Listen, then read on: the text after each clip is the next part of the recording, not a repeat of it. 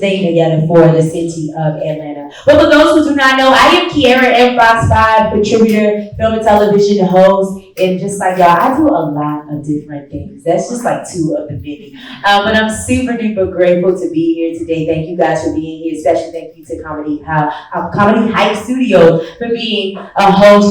This has been a groundbreaking stage. If you were here, I just sat down with Delapo Eric Tola, who is just a dope investor. And so now I get to sit down with some Black filmmakers. And so I'm so excited about that. We're going to invite our panelists up right now. Panelists, we have to share this mic, okay? All right, okay, just some grounders. All right, Carl Logan is an actor, writer, and filmmaker.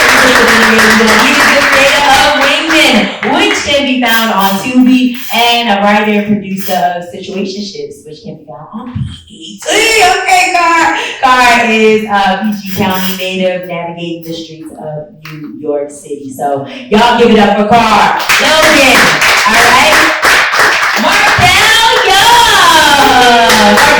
is an award-winning director, producer, and writer. She is an Atlanta and New York City actress, manager, teacher at Alliance Theater, CEO of Small Onion Studios, and known for Eat It, Georgia, the 9-month mother, and Hang Out. Y'all, give it up for Markel. All right, Ryan Richmond. Ryan Richmond is a Washington native and graduate of New York University Tisch School of Arts. He's a network director and executive. As a cinematographer, Ryan has shot more than 60 films, y'all, and had his work showcased at more than 50 national and international festivals. Ryan. He's at the on 25th Hour, and his directorial debut, Money Matters, was the first short to be nominated for the Independent Feature Projects Gordon Parks Award. Wow. Major shout out to Ryan. And we saved the best for last. Miss Leslie Black, y'all! Leslie grew up in the Air Force. She lived everywhere from the Philippines to Louisiana. Leslie is an actor, producer, and writer who's also been seen on NBC Chicago Med, Muzzle, DC Doom Patrol, and CW's Dynasty. Y'all give it up for our amazing panel. Now, before we jump into this crazy list of questions that I have for you guys, I have been asking everyone to share their genuine thoughts on the current state of the strike. Okay, now we've seen actors online, guys that have just been crying because they're like, first COVID, now this strike. And then we've seen actors, film producers, writers online. It's like, man, we are going to stand in solidarity because if not now, when? All right, let's pan this out now. So I want to go down and get you guys' personal thoughts on what's happening with the strike. Thank you, Ms. Kiara. Well, I personally feel like the strike needs to happen. I think it's important. I think you all can stand in solidarity. I'm all for it. I'm a SAG member, so I stand with both the writers and the actors, and I pray in Jesus' name that we get something out of it. Some of the things I have noticed, though, that we can't do as actors. So there's a lot of projects that are coming out, so we have to kind of stand in solidarity, so that's kind of like, that's right. Other than that, I feel like it's important, and I pray that we get something out of it. So yeah, solidarity, I'm saying.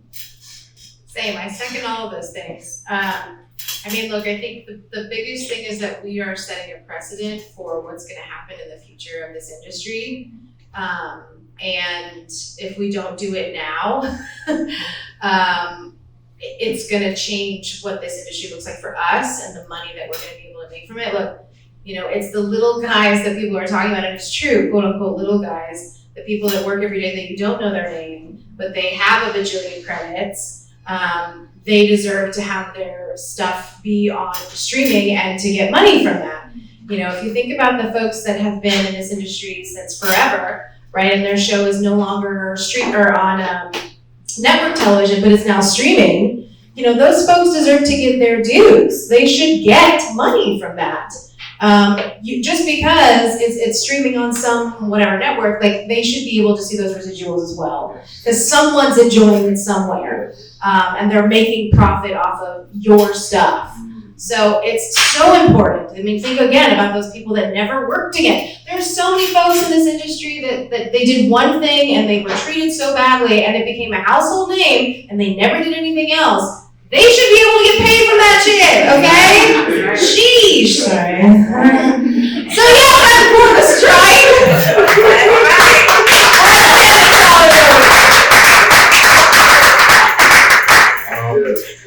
I think the strike is amazing. I think the reason why they're striking sucks because it shouldn't be that way. Honestly, I think CEOs don't get beat up enough. It's ridiculous. I don't just pay people. Just pay people what they work. You know what I mean? You really can't make money like that. You got to treat the people that you're working with well. And the stuff that's coming out of it, like I don't think a lot of us knew this. I think like if you like pay attention to it, you probably know. But I don't think a lot of us knew it was this bad. You know what I mean? So it's good that it's happening because it's opening up the eyes to a lot of people. Like somebody thinks just because we got something on a platform or we got featured in someone's TV or whatever, like we are eating good or we like blah blah blah. But there's people that I grew up watching. I didn't realize like, wow, you didn't touch a dime. You know what I mean? And it's like it shouldn't be like that because you are literally. You're not doing this from at home. You're not like on Zoom or nothing. You're literally getting your body up, acting, doing all these things, whether you're writing or whatever like that. We're not doing this stuff for our health. So, yes, treat people right, pay them. Like I hope that everything gets better now. I think they tried to meet just now and it didn't work out. I didn't think that was gonna happen. So I really do hope it gets better for everybody. I'm hoping for the best. Yeah. Well, I don't think I can add too much to what we I'm a writer, and so I've been on strike since May 1st. And we're in a pivotal point in history. You know what I mean? This is what you see in movies when the people rise up, fight for their rights, and fight the powers that be. It's the SAG is now joined, and that hasn't happened since So we're in a crucial time, you know what I mean? And I know it's a complicated issue on both sides. It's not very easy to draw the lines that we're asking and all that other good stuff. But, it's pivotal because the industry is changing rapidly. Not only is, there's so many issues on the table, but it's about our future and what we look like and how we're able to survive, just years from now. The technology is growing rapidly. And we're going to have this conversation next year, and it's going to be a totally different landscape. So, these kind of, what the fight that is being had is necessary, and it's important for, so many people on so many levels. So, yeah. I just want to make sure, I don't know if all of you are actors, writers, or people that are watching. This is not a time to sit down. Right. I'm sure there's a website somewhere. I'm sure it's on SAG. Yeah. Indie films, non-union, low budget. There's some other ones. Y'all can still do stuff. This is not we stop. This is this could be the time when indie films get the recognition that they maybe should have more. Continue writing. This is when you stop trying to go after, NBC, and you're like, well, what's my friend doing that hasn't done anything in forever? Maybe I should work on their project. Maybe I should support the people in front of me. Thankfully, I'm about to shoot an indie film with Panavision. They're giving us lenses because they're collecting dust right now. So take this advantage. You know what I mean? There are some actors that aren't doing stuff. This is a time to reach out to some people and be like, hey, you want to be in my indie film? Yeah. You know what I mean? You want to stay creative? You want to keep growing as an actor? You want to challenge yourself, do something you've never done before? So this is not a time to sit. This is a time for us to be like, hi, we're here. Yeah. Let's collab. Yeah. That's good, Martha. That is really good. There's just a lot of people who have just been like, I'm going to start a new career, something like that, and completely give up on the film and television industry. But Markel, this question is for you, the first question, all right? So, theater in New York City, American Soul, BET, y'all, Markel has done it all. But I want to talk about your personal journey with filmmaking. How did you get started? And this is going to be for all of you guys, but how did you get started and how do you stay motivated?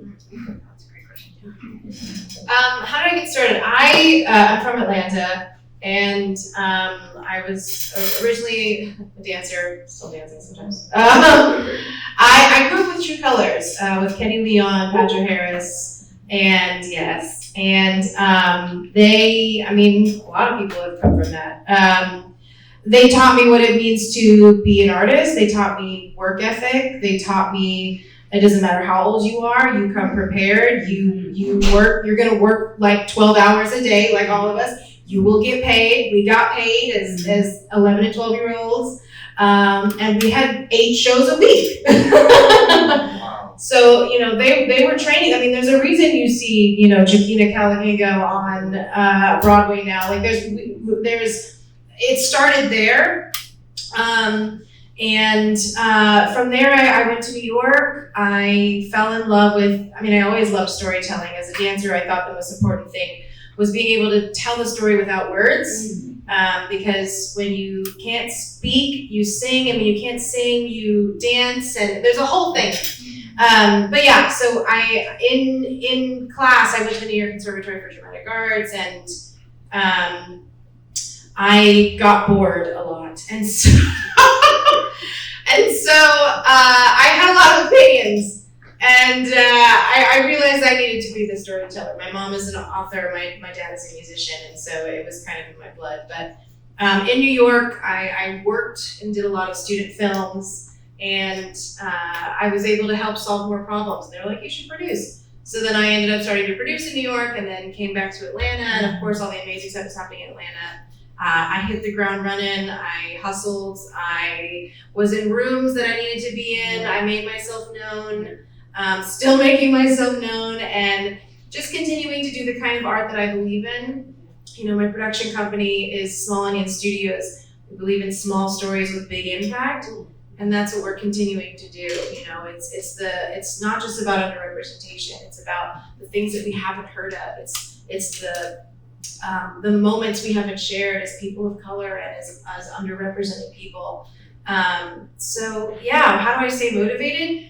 I still don't see myself, and that's the honest thing. I'm a lot of people look at someone that's like me, or I talk a certain way, whatever. Okay, but I still haven't seen myself represented in our community enough, and just stuff that like my mother has talked about, my family has talked about. I'm like, we have so many stories. We are just getting started, and I'll say this really quickly. As an actor, when I saw Issa, I was scared. I was originally scared. I was like, oh my God, she did it. She's the awkward black girl. So no, I can't be the awkward black girl. It's taken. And that's it. It's over. And that's just the devil. So, just remember that. And then I thought, well, no, hold on a second. I have more to say. And we all do. We are all so unique and special. We all have amazing stories that need to be told. So yeah, I find motivation by getting up and realizing that there's someone out there who is like me and needs to feel a little less alone. And that's it.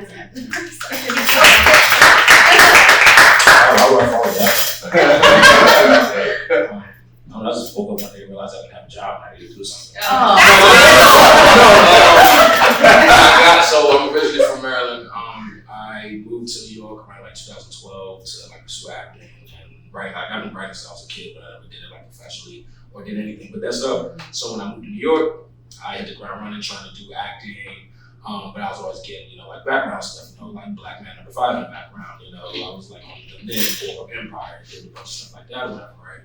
And then I realized throughout it, I'm like, I don't know, it's not like it wasn't for me, but I didn't, the last straw for me, I was telling the story yesterday, I think. So the last straw for me was I was on Boardwalk Empire, and I was on background for that one. And it was like a chain gang scene. So they were putting shackles on my ankles, right? So first of all, I was a white guy putting shackles on my ankles.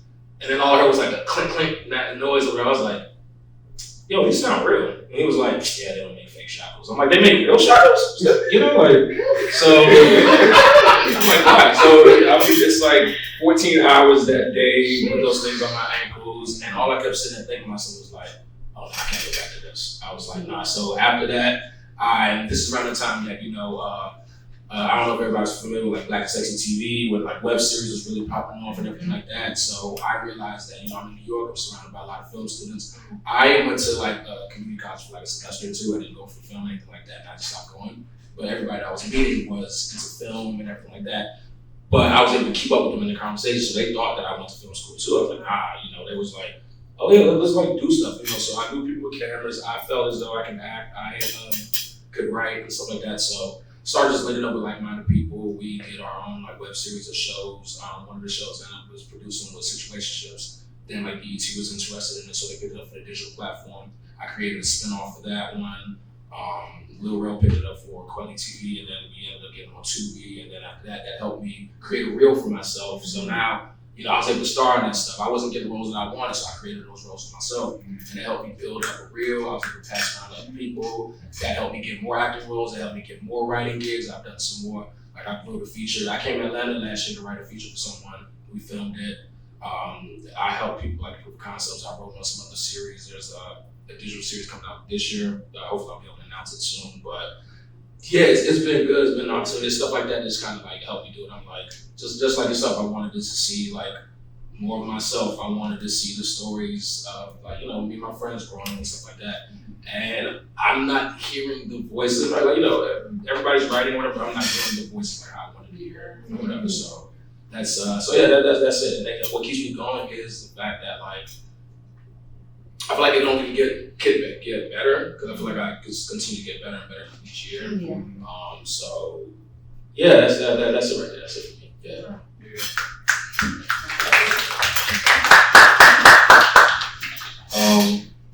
Well, I went to school for it, but I should have done what he did.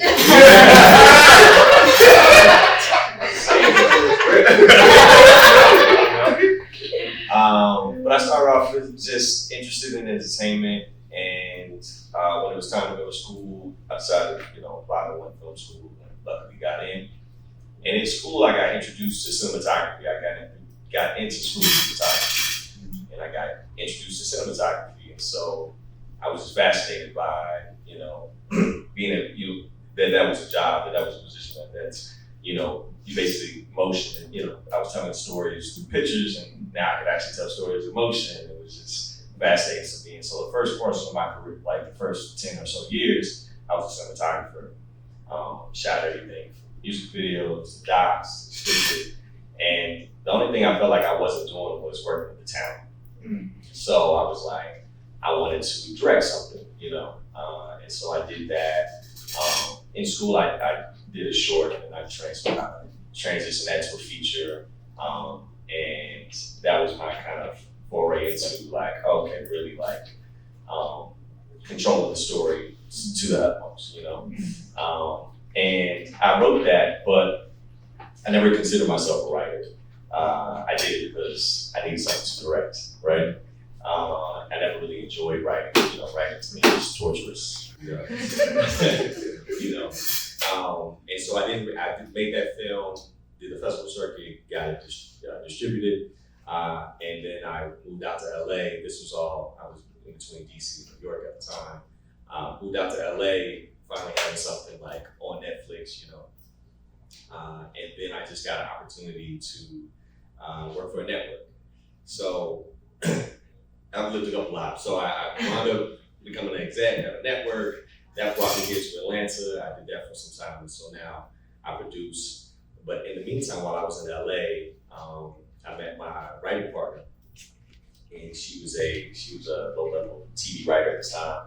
I was trying to get into TV because TV was changing so much, and from school, it was very independent feature focused, and so that features was pretty much my focus the first portion of my career. But TV was changing. I saw the opportunity, and so we met. I was like, I want to do something. I want to make something. So we started working together, writing together, and we initially started writing a feature. And I was like, I can make something. Let's not write a feature. Let's do it short. And so we wrote it together, produced it together. I directed it, and so that led me towards really getting into TV and writing. So that the working with someone towards becoming a real writer, right? I never, up until, it was 10-year gaps between projects that I actually wrote. You know what I'm saying? So when this happened, she was basically beating me up, you know what I mean, every day on our writing because she was a TV writer, right? So to me, that's corporate writing. You don't have the time to labor over it, figure out how it feels and all this other stuff. You get notes, you implement those notes, and you turn it back in. You know what I'm saying? You put a little jazz on it of yourself, put a little bit of yourself in it, but in TV, you're writing someone else's voice, that's the job. You put a little bit of yourself in it, but too much means you're gonna lose that job. You know what I'm saying? Depending on the level that you're at, that you are, right?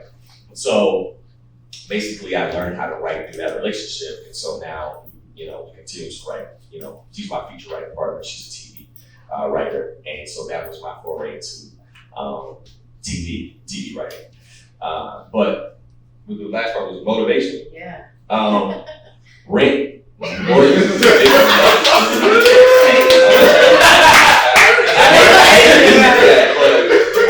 reality is, this is what I do, you know what I'm saying, for a living.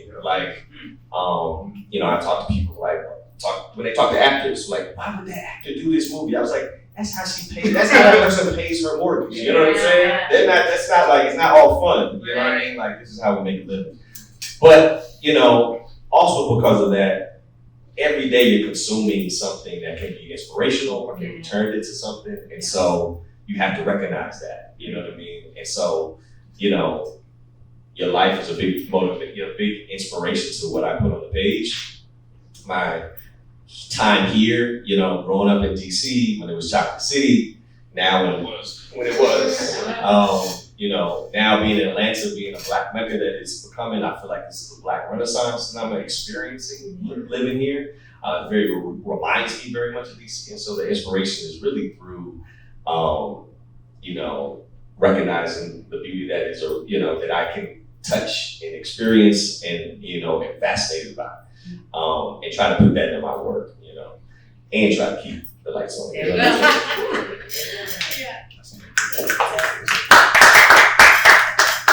So I think for me, writing was always my first love.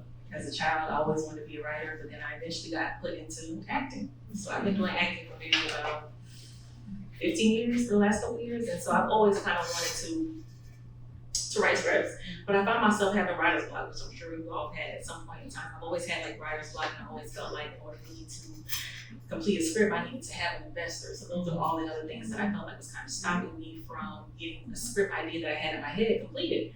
And so I kind of feel like my thrust into filmmaking and writing was more so spiritual because I'm a news junkie.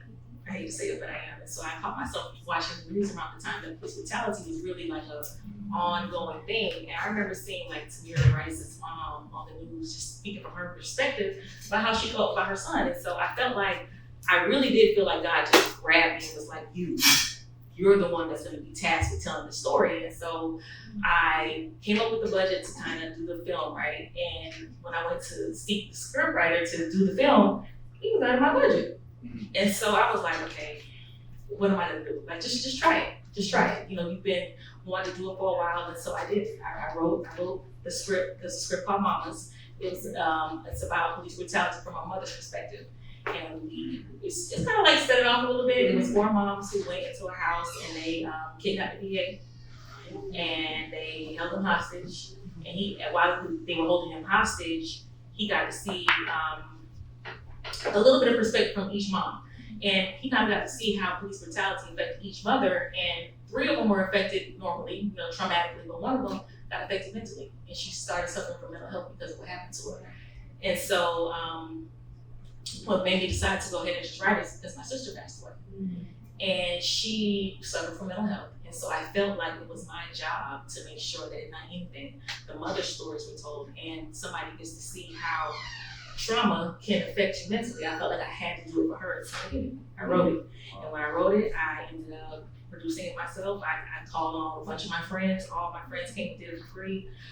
Somebody signed up to do wardrobe for free. I ended up only having to pay for the DP, the location. I ended up shooting at my house. Another producer ended up getting a spot at the park, use somebody's car, and I literally did it for $1,800. Wow. And I told a really compelling story that ended up getting accepted at film festivals, won festivals, and it was really received very well. And then from there, I was like, you know what?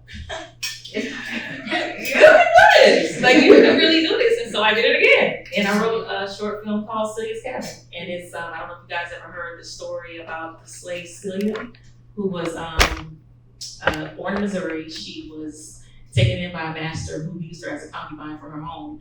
And she ended up falling in love with a slave on a plantation. The slave ended up not wanting to see her relationship with the master. She ended up the relationship with the master, killed him, got hung, right? I ended up telling the story from my perspective. And so I found myself, this time, my budget was around about $30,000, but I ended up putting about $45,000 into the short film. But I actually literally pulled out a period piece. Wrote it, I had 2 other writers come in and kind of help me with it. Even had a period person come in to get the dialect and everything together, but that's what did it. I feel like I was kind of spiritually thrown into it, and from there I've been and now writing web series and here we go.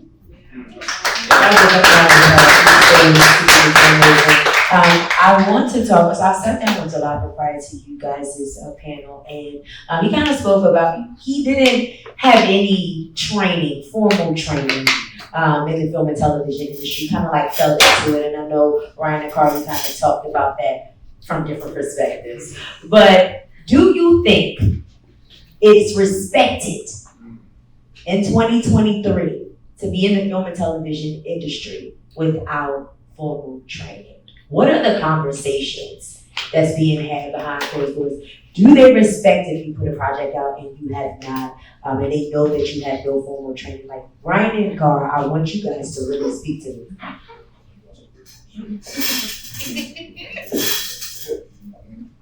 That's a good question. I don't think it matters. It doesn't matter, especially now. I went to school 20 years ago. So it was a different time, you know what I mean? But for me, I say education has been a blessing and a burden because you are taught how to do it, whereas people now are just going out and making it on their phones, just pushing something out, and they're moving. You know what I'm saying? Whereas 20 years ago, you felt like you had to have this, and have that, and this and that. And so it kind of holds you back versus just going out and creating and making stuff. You know what I mean? But at the end of the day, it's about the product. Don't nobody care where you went to school. You know what I'm saying? If you make a film, now if you're trying to get a job, it could make a difference. Yeah. You know what I mean? They want to know your pedigree, they want to know who you know, da da da. But if you're making a project, how many times you've been asked what school you went to when they see after somebody see your movie? Oh really? Oh. Oh, really? You weren't expecting that. But that's because they want to know, because they're like, can I get, like, there's. Because they're impressed. Yeah. But it's not like, they don't judge. It's not a judgment. Right. It's not a, Right. okay, well, if you did, it's more so like, They want I'm to, interested in what you just did. So Absolutely. Where did you get that from? Absolutely. I'm like, right. So it doesn't matter. I don't think it matters now, particularly now. You know what I mean? It's about the work. It's about, now I've never knocked school, but you should know what you're doing. Educate yourself. Yeah. It doesn't have to be a formal program. It could be a short program, whatever. Get the knowledge. Yes. You know what I mean? Learn what goes into telling a story, creating a story, shooting a story. You know, all the sound, all the little things make a big difference. It's gonna, education's gonna make your product better. You know what I mean? Which is gonna put you ahead. But it ultimately doesn't matter at all. Yeah, I agree. I don't think it matters at all, because at the end of the day, you got to start from somewhere. You know what I mean? It will matter to some people in terms of like you mentioned, trying to get a job. Yeah, they want to see your background and credentials. Or sometimes you may go ahead and get a job without that stuff too. And you might got somebody hating in the background, like, hey, how this person put this over me? Like, you know what I mean? But so it's kind of like give and take situation. But I don't think it really it should not matter, because there are people that grew up watching movies. There are people that are in certain communities that just have a story to tell, and they just, because stuff was so different back then or whatever, you know, we didn't have access to a lot of technology to make things easier, more compact for us now. So at this point, you know, creators on like, you know, TikTok or like Instagram and stuff like that, they're making content too. When you think about it, it's like they're making their own short films or their own type of stuff too, but I'm pretty sure they didn't really have training, but they're using the skill, you know, they're using how this system works in terms of like, oh, I got to cut this together, I can put this together, I could boom, now they got like a movie thing. And I don't want to like downplay the type of work and effort that actually goes into making content or whatever. Sometimes it's easier for some people, sometimes it's harder for some people, but at the same time, I think as long as you put out something that people like, will gravitate towards, I think that's all that matters. There's so many first-time film directors right now knocking it out the park with their editorial debuts and stuff like that. And yeah, granted, I'm pretty sure some of them probably went to film school too, but also at the same time, I'm pretty sure there's some of them that, you know, got together like with their friends and just did something like when I did my stuff, I didn't like I said, I just talk like, you know what I mean? I don't want to encourage fake it till you make it, but sometimes you gotta fake it till you make it. You just gotta know how to really carry yourself in a room full of people sometimes. You know, you don't want to let them see you sweat or anything like that. Just, you know, back up what you're talking about too as well. You know, you don't want to, it's okay to ask questions, but you know, you also don't want to put yourself out there and not know what you're talking about. You know what I mean? So I think it's just a matter of just, you know, talk like that because you can back it up, I guess, you know. Absolutely. So I want to talk to you guys about your creative process of how you approach storytelling and filmmaking, all right? And Mark, I'm actually going to start this one off with you only because I was recently on a set with Markel and filming a project, and Markel was a director. And when I tell you guys that this woman was such a fireball of energy, she was precise, she was professional, and there was a connection with the cast, and it was felt. And so I want you, Markel, to start off by talking about your creative process and how you approach storytelling and filmmaking. Yeah. Thank you, you're very nice. It is very much like a spiritual thing. I think the way that because directing is obvious, when it's not something that I wrote, I feel even more of a responsibility to help someone tell their story in the best way that they can. And so it really comes from like, what are you trying to say? And then I've never had to explain this before. Yeah, it's like, okay, what is it that you're trying to say? And then what can I do to put in place process, tools, words that will help you, it's Meisner, help you find the truth. I'm a Meisner teacher also at the Alliance. Yay, what am I saying to you? So it's really like, okay, how can I help you as a writer get to the truth of what you want even more? And then how can we elevate that? So that's kind of what I feel like that I do as a director. And look, I'll be honest, I'm directing something right now, and I'm usually very prepared, okay? I like shot list out because I like to see stuff in my head. And you know, as a creative, I'm just always trying to see how I can push myself. And so these also happen to be friends, so it's fine. But I have been shortlisting with them in real time instead of by myself first.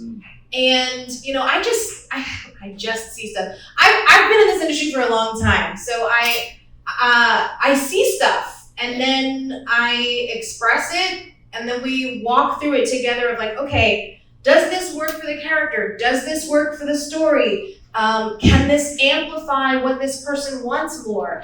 How is the camera really accentuating what's happening in this with this person that we're not saying but we're seeing? You know what I mean? Like stuff like that. So, I mean, it's a collaborative process. I will say that. I am a Scorpio, so but I'm on the cusp. So sometimes I have difficulty making decisions, but when I have the decision, it's the decision. Okay. No. But that's why I love collaborating with people, because like I'm not an ego person. I'm more of like, what's going to be the best idea? You know, what's going to get us to what's really going to work in this moment?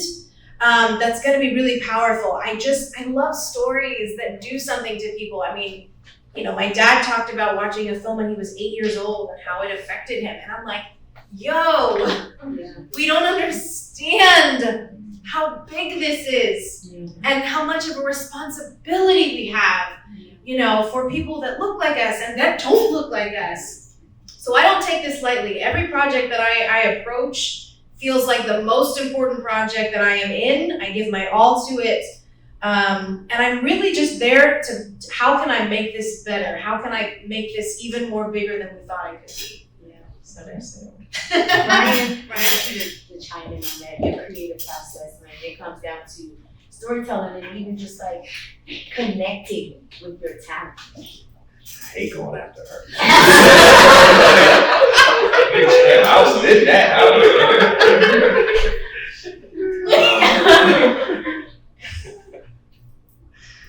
Well, you know, I think it all, for a while, a lot of my stories came from like a single moment that I thought of, right? That a situation where felt impossible to get out of. And then the story would unravel from how did that come about? And how did that person or characters make those decisions that made sense in the moment in the movie, but in real life, you probably wouldn't have made, right? Mm-hmm. And so the viewer could look at it and say, I understand why they did it. I would have done that, but I understand why that person in that moment and that character did, right? So that's how a lot of my stories would start. You know what I mean? Figuring out things that felt impossible to do or to deal with from a perspective that was familiar with me. That character would make choices that, you know, made sense in the moment, but I may not do in real life. You know what I mean? And so exploration is a big part of what I like to do or tackle or go in. Is going to a world that may not be exactly mine and explore things, explore the idea, explore the character and the predicament that would be interesting to take places, you know.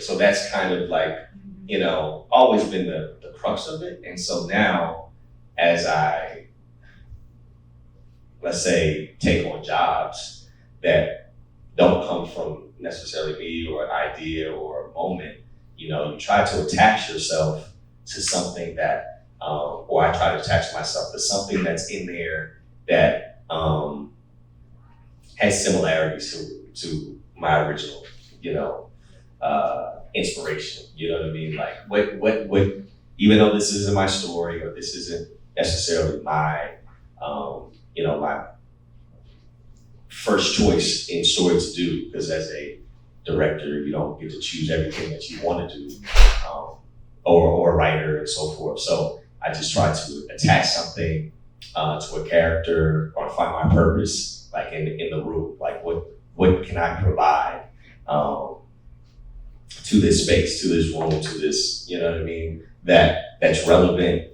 that is interesting, that all stems from something that I may not necessarily do, but we're making a character, setting up characters in a situation that's that's making choices that everybody's not going to agree with, but you get why they are doing it, and you know why they are doing it, you know? Yeah, no, that's good. You can, Carl, you can hold on to it. So, you guys can hear me? Yes. Okay, so this question is about the 2B era that we're in. All right, now, I was in a meeting recently and somebody said, if a person pitches a project to me and they says that they already put something on 2D, I'm automatically gonna shut it down. I'm not even gonna watch it because I assume that the overall quality is bad. Right? So here's my thing. I said I disagree with it, because I said I disagree with it because you can find bad quality projects on Anywhere. multiple platforms, right? And I have seen so many viral situations happen as a result of somebody putting a project on Tubi. And so, Carl, I want you to speak to it because you do have a project on Tubi right now. Just talk about why you decided to choose Tubi and the era of what do you think about the whole Tubi platform right now? Right now I love it actually. I love it because it's opening up a wave. Like the same thing, how I got into filmmaking and I wanted to do stuff. Like I said, I just was in that era of web series where Issa and all of them were doing that stuff. You got the West Coast was killing it with like Black 60 TV doing all that stuff. New York had like a little resurgence too, with a lot of like Money and Violence, a lot of the hood joints that was coming out at that time. And nobody cared about the quality in those. I don't know like be specific or anything, but there was a lot of them that didn't have great quality, but they got their numbers on YouTube. They got the recognition that they wanted. They got what they wanted out of it. And I think that's all that kind of matters, whatever. And it allowed those people to pave their career to like a whole lot of other directions. Like now somebody ended up writing on like Showtime. Somebody was able to write for Stars, and because of that. So I think that's what you really need to focus on over the quality. Like, yeah, of course you definitely want to sit down and watch something with like great, amazing quality, whatever, but also like Tubi is free, so like stop complaining, you're not paying for it. Like, you know what I mean? Like, so you got like actual movies on there next to that stuff too on there, and it's all about just fun. Like it's like watching home movies. It's like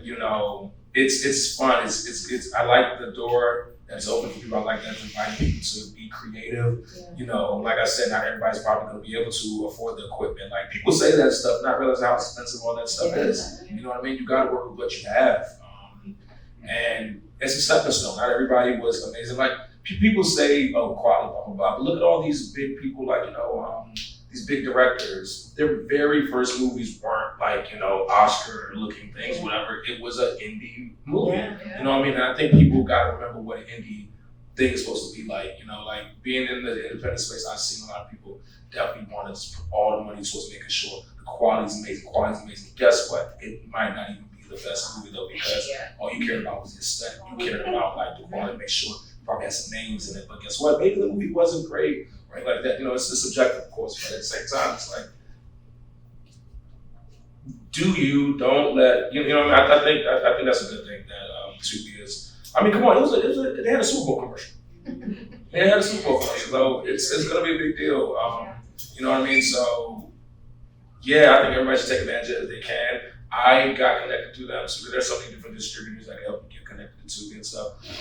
I got connected to them through someone I checked that out here, and it's great because everybody's talking about Tubi. Whether it's good or bad, it's still driving people towards it. Like I remember this one chick she was talking about a film that she had, I think, and everybody was like making fun of it, blah blah blah. She said, "Hey, don't laugh at it, but that's how we pay my bills because y'all made it go viral with this and that, make it do blah blah blah." Like, you know what I mean? So, and I'm pretty sure she's not gonna stop after that. She's gonna do more stuff. The person's gonna keep doing more stuff. So yeah. Don't let anybody scare you about like quality, concept, whatever. Our Black, I don't know if that's all Black, but I mean, it was, but they just shot out, how on that, and boom, it grew into something. People gotta allow stuff to grow these days. Not everything can't just look amazing out the gate. You gotta allow for some organic growth sometimes with stuff like that. That's good. Give it up for One last question before I open it up to the audience, and then I have a funny question after they ask their question for you guys. But this question is to all of you guys. You guys make it super short, but it's about funding. All right. So once you put your projects together, how do you attack the funding portion of it? How do you put yourselves in these rooms with these investors who can potentially give you the funding? Or if you can't put yourself in the rooms, what does looking like put this money together? Like, how do you put your money together to fund your project? If it's something that you have to do yourself.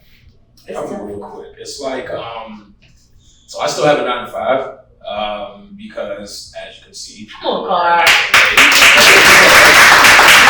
I still got that, and that helps me fund like my projects too. Like when I good situationships or like wingmen, or like another project that I did like a proof of concept.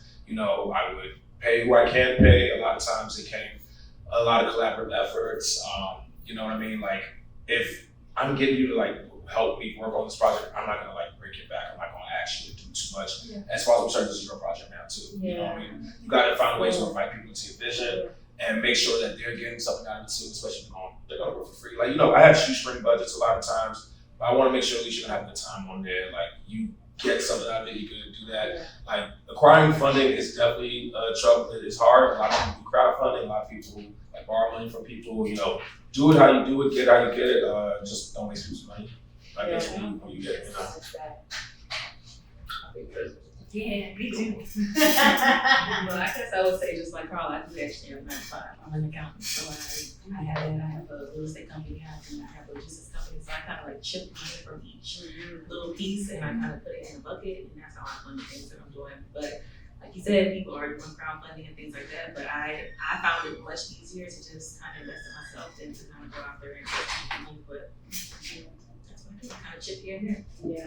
And I would say just put yourself in these different rooms and network and get to know people. You never know. The person you're sitting next to could be one of the top investors in Atlanta. And if you didn't have that conversation, you wouldn't have known, right? Like we were just in this space with Delapo, who's invested in over 20 projects in 4 years. Like, so just making sure that you're a part of these weekends, these conferences and stuff so that you can put yourself in those positions. But guys, I'm gonna open up the floor right now for questions. Does anybody have any questions for the panel? Dwight? What's going on, everybody? My name is Dwight James III, writer director from Jacksonville, Florida. As someone that has multiple skills, and as everybody on this panel is multi-hyphenated, how do you lean into all your gifts? Speaking from my own experience, I've been putting out my flame for acting for years, and now I'm realizing that I always couldn't do it. I just had to lead myself. So what helps y'all lean into all y'all gifts, even though y'all feel like y'all are all over the place sometimes? It's like, who's gonna answer this? So for me, what I do is I really try to, I guess, divide my time between each one or whatever. So like, I've done like stand-up before too. I write, I've done like acting, but like a lot of times I can't do that all at the same time because one takes off more than the other, one slows down like that. So if I'm not getting the acting gigs, I can write. It's nothing for me to go ahead and start writing right now. Like I don't gotta wait on somebody to give the opportunity to that. So while I'm doing that, I'm kind of like sharpening myself while that's going on. If I'm not getting any writing gigs, we have to look for some acting gigs or whatever. If that's slowing down, okay, we put on some comedy or whatever. It's like when something's not moving, let me just put that effort and stuff into something else right there because I don't want to get rusty or anything like that. So I think that's just just be easy on yourself too as well. Don't be mad if like something's not taking off, but just realize, okay, there's something else I could be doing right now that I'm good at. Like if you're good at dancing, focus on dancing too. If you're good at, you know what I mean? Like, yeah. I think I still struggle a lot with that. I will be honest and say that.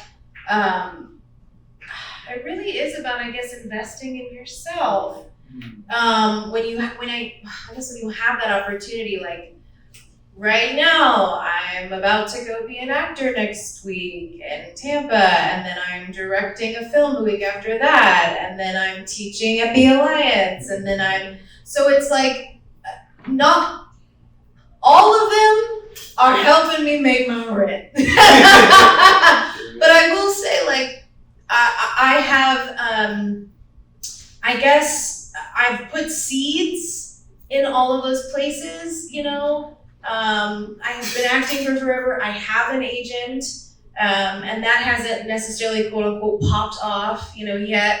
So I'm able to have time and space to write, to direct, to produce. I hustled in Atlanta as a producer. There are people that call me still to produce. I'm directing more now, so I'm doing more of that. Now I'm teaching for the Alliance. Like, it's all of these things. And I think I also thought I had to pick one. And that made me really sad. And look, if Kerry Washington don't gotta pick one, you don't have to pick one. okay? Until, and I did make this promise to myself, until it becomes a time where it gets in the way, like, you know, if I'm on a shoot acting and I'm not able to do something else several times, then I think, okay, maybe God's leading me into this. But yeah, I had a full-time job as a producer and I wasn't happy.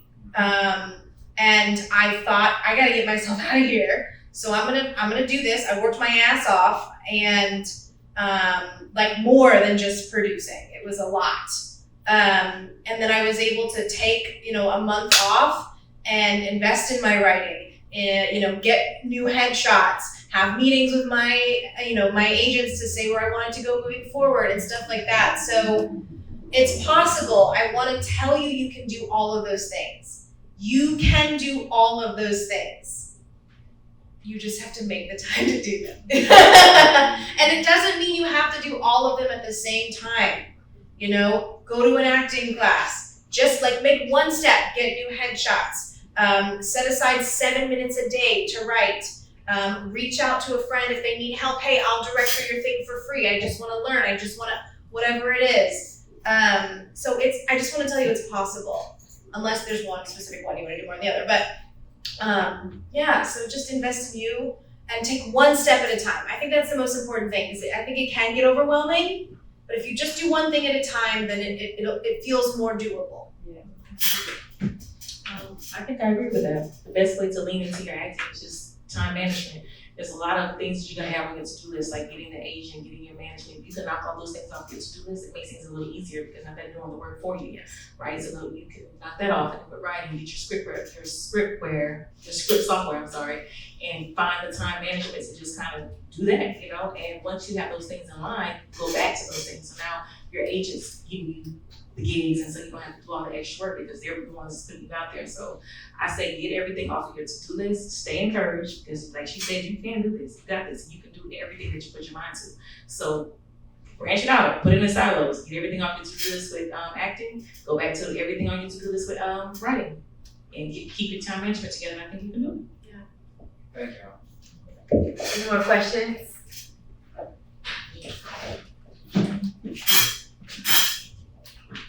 So you were talking about like collaboration. So as a director working with the DP, when you're doing like a shot list, how can you have your vision but also not overpower their creativity and their vision as well? I guess I'll put this actually. That's a good question. Specifically between the director and the DP. Is that the question? Well, at the end of the day, it's the director's vision, right? So the DP is really there to service the director's vision, right? So a good DP is going to take the information that the director gives them and amplify it, right? Their creativity is the amplification of the vision, right? So they should never overpower the director in the traditional roles. Now there are situations where you may have a very experienced DP and a less experienced director, and you're leaning on them to, help, you know what I mean? And that's fine. But, that needs to be, in those situations that should be figured out, you know what I mean, so to speak. But, as if you were the director, playing had been both roles, if you're the director, you should never feel like you're stifling. You should never have a relationship where you feel like you're stifling your DP. Their creativity is making your vision better. You know what I mean? That is the role. You know what I mean? It's not their film. It's yours. It's your vision. And they're to guide it. So yeah, that's good. And you know what? The talent can always tell when the director and the DP are not on the same page. They can always tell, so that's so important. Any more questions, guys? I have a comment. So, hey everyone. My name is Giles Gray. I'm a writer, director, producer, I'm an actress. I'm here to support Leslie, who's amazing. She's an amazing actress, everything. I love her. But because I'm just listening, and I'm so glad to be in this beautiful space with all these creators. So I just want to remind everybody that this is a journey. There's no rush. There's no one way to do it. God's timing is perfection. So be easy with yourself. We're plants. We have to water ourselves with beautiful words. And we have to be easy with ourselves. Don't compare your journey to anyone else's. He was supposed to go to film school. I was supposed to do it because God would download it to me, right? We're both right. So don't compare your journey to anyone else's. Your journey is unique. So just enjoy this. Be easy. This is all fake. Y'all know this world is not real. Y'all know this thing is not even real. Right, okay, I'm trying to be deep, but I really want you all as creators, because we're family. I feel everybody, I feel you. So just remember, this is, first of all, this world is made up. So just make up the world that you want to live in. Come on. Just make up the world that it's happening the way it's supposed to. You're going to be okay. If you want to act and that's the path, the doors are going to open for you. Just be prepared. If you want to be an active, study. Right? If you want to be an active, study. You want to direct, you want to write, produce, get with people who are doing it and say, can I shadow you? Can you mentor me? You create your world. That's right. That's it. I love you. Can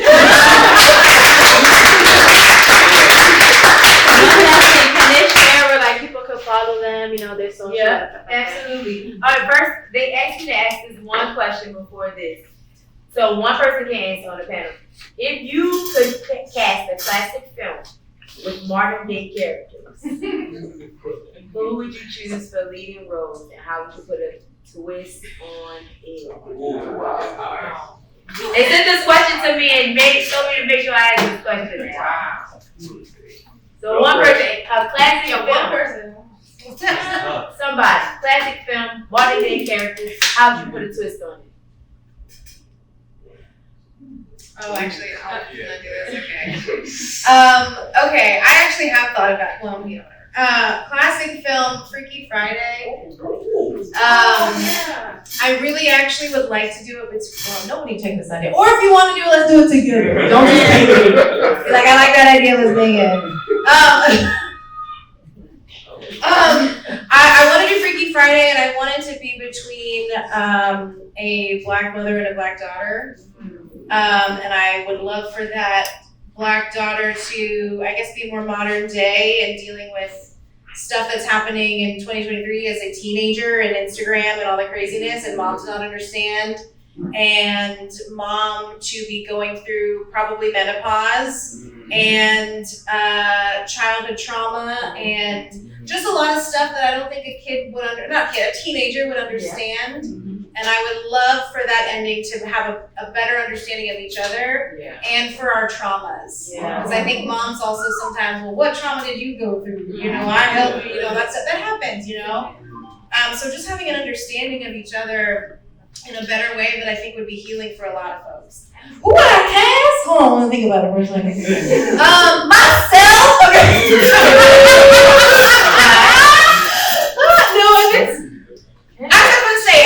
If it was a teenager, if it's not Zendaya, it would be like a Storm Reed type. And mom, I'm gonna do Karen Pittman. And you probably don't know her, but she's amazing. She's in the morning show. She was in Luke Cage. She is in Sex and the City, the reboot right now. She's an amazing actress. And I love her. So yes, I would choose her. Y'all give it up for our amazing panel. All right, guys, without passing the mic, how can everybody follow you guys to stay today with you? Leslie Black Acts on Instagram is where you can find me. Same with Twitter. Nice. Markel Young, my production company is Small Onion Studios. Woo! Small. Yeah, Small Onion Studios. Small. Jason was in one of my awesome projects. We'll be in more of them. I teach the Meisner technique at the Alliance Theater. If you're looking to act and get into a class that's not fluff and shit, come on down. Carlogan, KARLOGAN on Twitter, Instagram. Yeah, you can follow me on those.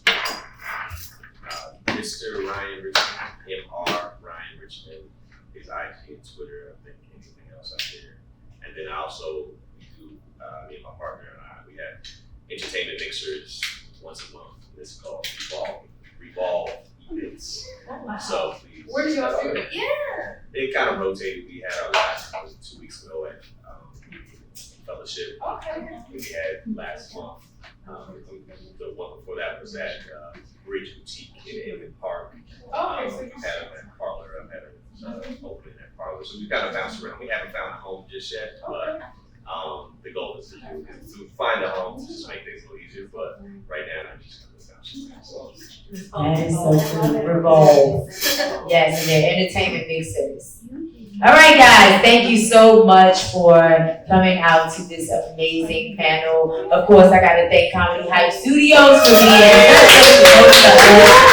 all day today, y'all. And of course, we have to thank our sponsors, Amazon KDP, AJC, Book Logics, Atlanta's Mayor Office of Film and Media, Partake Foods, and Penguin Random House. Now make sure to follow the festival on social media this entire weekend at Black Writers Weekend. And if you take a picture anywhere in here, post it, use the hashtag Black Writers Weekend. I was your moderator, Official Kiara M. Have an amazing afternoon, guys.